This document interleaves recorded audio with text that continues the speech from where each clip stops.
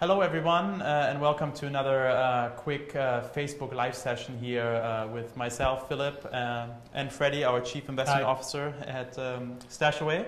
As you guys know, we've been doing this now more frequently because we got some good feedback. So again, if you have any more feedback for us of what we can do better or what some of the topics are that you would like us to talk about, feel free to leave a comment.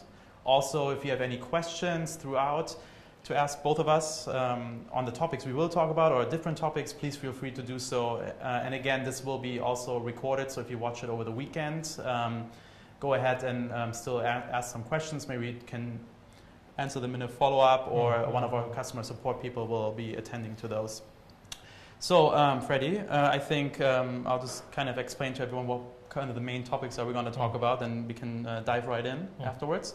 So today's topics we want to be addressing are, of course, some mainstream media reports that everyone is talking about.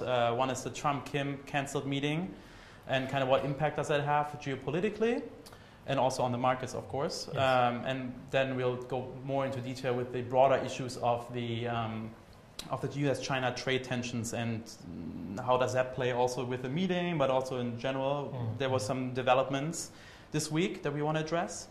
Then what we think the much bigger item on the agenda this week was actually the news from the Federal Reserve and the notes, the meeting notes that they came out with. And then we'll have a look at global markets in general. There were some developments in Europe, emerging markets, and the US. So that's kind of how we will wrap it up. So Freddy, with that being said, how about we dive into the Trump-Kim meeting? Now that we really know it's canceled, it kind of was go in that direction last week already to the end of the week, but we got confirmation last night from the president. Well, as you know, culturally, Korean dramas always takes longer to develop than Hollywood movies, and there's a lot of U-turn and surprises. So the same can be said for this the latest skirmish with North Korea. It's not surprising that both sides are tweeting too much and clearly not ready to meet. In particular, I think to have the demand North Korea to be totally denuclearized turns out to be too much to ask and too soon to ask. So with that, it's actually a relief for the markets that the meeting is not happening, because it's a high-stake meeting, and if Trump or went to meet Kim ill-prepared, and if some angers and fire crosses its path again, that actually could be a problem for the markets. And we have averted that by the cancellation. It's actually good news. Do you think it's good news? I think it's great news. So, because last night from the media, everyone is like, oh, it's, you know, like now we're going to be closer to war again. But you think it's actually the opposite from yes. At this point? And the market has told us so. After the initial knee-jerk reaction, I think last night you can see the Nasdaq drop about 60, 70 points, and it quickly recovered to make slightly higher closes on the day. And today, the markets, Singapore markets actually rallied because the meeting is not happening. So that's strain on the people here on the streets too, right? Yeah. So the market reaction have explained it. Yeah. However, the broader issue is whether the cancellation with North Korea would mean anything for the U.S.-China trade relations. Yeah, and that's kind of what the bigger thing, I think. It was always the bigger thing, I think, already the last few months, right? Since the tariffs were announced and all the things. So what is the impact on this? Because last week, at the end of last week, and when we spoke last actually, was ZTE, right? Trump was going to help them again, right? Yes. And now it's kind of all blown up again. Kind of, to me it seems, and I think to a lot of people think, that I spoke with this week was that, oh, China is actually all the demands by the US they're actually addressing, right? Hey, we want to don't have a war, but now Trump kind of just seemed like imploding everything. What's your? Well, again, that's the funny thing.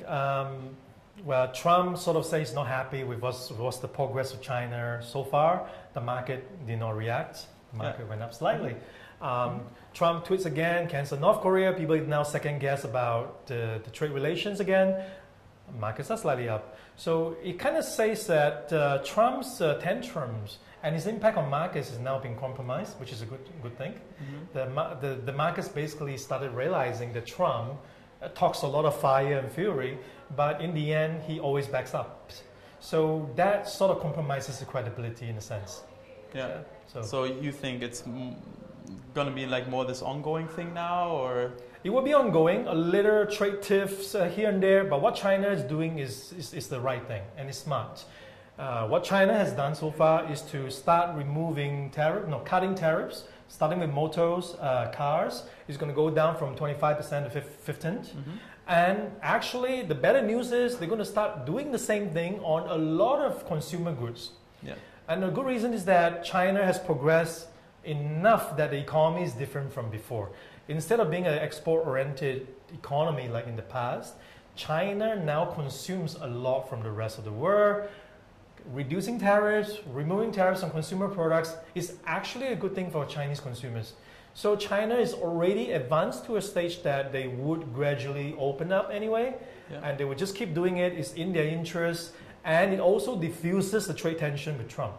So that leaves Trump with very little room to wiggle to keep playing the bad guy. So I think this is all looking really good, and the market view it positively. Yeah. So I was going to go back now, since we are in the investment field. So for the investor, you feel like this is a positive environment to keep investing then, and absolutely, it's not something you would say, hey, let's put everything on hold right now. Absolutely. Investors should continue to do what they're always doing, focus on fundamentals, focus on diversification. But before we go into those principles, the game-changing thing that investors should focus on is the U.S. Federal Reserve. Yeah, and that's kind of the next topic, right? Yes, so there was a big meeting this week, and actually the notes came out, right? So that was more the actual thing, and it was a lot of talk about inflation. Maybe you can put that in perspective, because it's not that easy to understand for, the people that are not, Well, for a while, the market's been concerned that the Fed is looking at the inflation numbers. Now they've hit their target of 2%. Yeah. And it's still having a pretty good momentum. Inflation is still rising, and would the Fed hike more than currently priced in by the markets? So that was a predominant concern with regards to the Fed previously. And now the minutes that's been released 2 days ago on the Fed last meeting have shown that the Fed was clearly not concerned about an overheating of the economy. They're not concerned about inflation. In fact, wage growth were very mild. Earnings were still good. Economic numbers are still great. So overall, this is as good as you can get. This is a really, really good scenario for growth-oriented assets. Yeah. And now the Fed has penned it on paper with the minutes that they acknowledge it. So we're still going to get some rate hikes. It's very gradual, but it's not going to be ferociously, it's not going to be intense. It's going to be what the market is pricing right now, no surprises. Exactly, and that's, I think, the main point, right? That it's actually now priced in. No surprise, because it's on paper. That's the main thing, right? Exactly. And it's all year long, people were worried about what are they thinking. Now it's on paper. There's no more thinking. Thinking is out open. Exactly. So okay, with that, I think maybe to wrap it up, we'll look a little bit about in all the kind of global market areas. Maybe we'll start with Europe, because that was in the news, because there's a lot of but talks about Italy this week, right? Yes. Because they had the election quite a while ago, and they still haven't formed a government. Yes. And it's looking like left and right-wing government together coalition. Well, it kind of goes back to the theme a few years ago on the populist government taking over, anti-establishment, Arab Springs, all the same team. But this is very different. Italy has a new coalition, more populist. Maybe the fiscal plan, the budget will be more aggressive. They're going to spend more. So from a debt angle, some people may get worried. But the thing is, this is not the same as Arab Spring or anti-establishment, because there's no talk about Brexit. No. Well, we have the British referendum where people, the populist movement is against staying in the European Union. Yeah. This is not the same. There's no such mention at all about leaving the euro. And Italy is integral and a core part of the European Union. Yeah. So that remains unchanged. So I would personally feel that this is just short-term noise for the markets. Yeah, it's kind of, we've seen that all those, the major developed nations at least, right, they're pretty resilient right now to all these news anyways, right? Yes. So with that then, let's talk a bit, since we're in Singapore and most of the people here will be in the Asian region. Any update for emerging markets in general? Well, there would be news and more news from emerging markets. As you know, Turkey has some issues early back. Yeah. And to try to defend the currency, they virtually high interest rate to 16%. That's how desperate the central bank in Turkey was. So there's some exotics from emerging markets. Venezuela is the other one, but the impacts are very contained. In the case of Turkey, it's contained within Turkey. It's not a very wide exposure for investors. In the case of Venezuela, its impact on the oil price is probably bigger because it is a big producer and it's virtually on the verge of breaking its production chain. So other than these two very specific impact on certain markets, for a broader region, the impact is really small. In the case of Turkey, the global aggregate is a very small number. I know we have an election shock in Malaysia, closer to home. Same thing, the main issue in Malaysia was, again, removing the GST.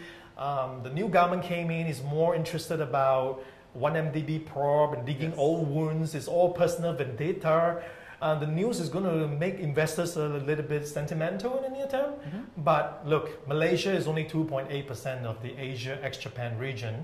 So like I said, if you always go back to the good behavior, the sound principles, you're diversified, you focus your attentions, your decisions based on economic fundamentals, you are always going to turn out fine. Yeah, and with diversification, not just on the equity side, right? You should always want some, I think we can agree, maybe there's some gold or some other products in there. Yes, that's a very good point, actually. Gold actually did well as well. Bond did well as well. All the scares about gold and bond prices, they went away since the Fed. So again, if you just purely look at inflation, look at growth, and ignore the noises in the markets, you would have continued to maintain a certain percent of your portfolio in stocks, a certain percent in bonds, a certain percent in precious metal, and the likes. So the key is about maintaining a balanced, diversified portfolio. Yeah, which will definitely help if absorb a lot of the shocks that are then are short term, and they reward you in the long term. Okay, well, thank you so much, Freddy. I don't know, I can't see any questions at this point, but if you do have any over the weekend, please feel free to put them in the comment section, and we'll definitely get to them. So we'll see you again in a week or so. Thank you very much. Till next time. Bye.